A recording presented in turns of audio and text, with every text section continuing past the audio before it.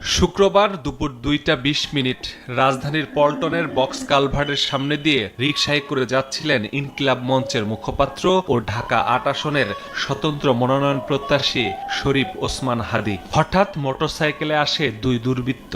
একেবারে কাছ থেকে হাদীকে গুলি করে পালিয়ে যায় তারা। রিকশা আস্তে আস্তে পিছন পিছন একটি বাইক আসে, তখনই হঠাৎ বাইকে দুইজন লোক ছিল হেলমেট পরা, তখনই বাইক থেকে রিকশাতে গুলি করে। রিকশার দিকে থেমে মানে যে তার সাথে আরেকজন ছিল, সে চিল্লা তাকে মেডিকেল নিয়ে যায়। গুলিবিদ্ধ হাদীকে সঙ্গে সঙ্গে রিকশায় করেই নেওয়া হয় ঢাকা মেডিকেল কলেজ হাসপাতালে, ভর্তি করা হয় জরুরি বিভাগে। চিকিৎসকরা জানিয়েছেন হাদীর অবস্থা আশঙ্কাজনক। গেছি হাদিবার জন্য ওয়েট করতেছি, এই মুহূর্তে কল আসে এক দেশের কুলাঙ্গার আমার হাদিবারে গুলি করছে।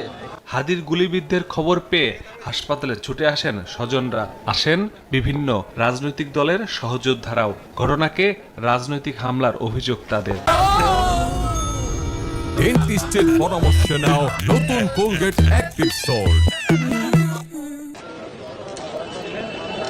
এদিকে হাদীকে গুলি করার পরপরই ঘটনাস্থলে যায় পুলিশ, সেনাবাহিনী সহ আইন শৃঙ্খলা বাহিনীর সদস্যরা। আশপাশের সিসিটিভি ফুটেজ সংগ্রহ করে শুটারদের শনাক্তের চেষ্টা করছে তারা। পাশাপাশি ব্যবহার করা হচ্ছে প্রযুক্তিও। এখন আমরা কনক্রিট কোন সিদ্ধান্ত যেতে পারছি না, আমাদের কার্যক্রম অব্যাহত আছে। আমরা আরো কার্যক্রম সম্পন্ন করার পর হয়তো বলতে পারবো যে আসলে উনি এক্সাক্ট কোথায় গুলিবিদ্ধ হয়েছেন এবং কে বা কারা তারা গুলি করেছে। জড়িত যারাই হোক আইনের আওতায় আনার ঘোষণা পুলিশের। ইনকিলাব মঞ্চের মুখপাত্র হাদী জুলাই গণ অভ্যুত্থানে ভূমিকা রেখে আলোচনায় আসেন। সম্প্রতি ঢাকা ৮ আসনের নির্বাচনের ঘোষণা দেন তিনি। মাসুদুর রহমান, সময় সংবাদ।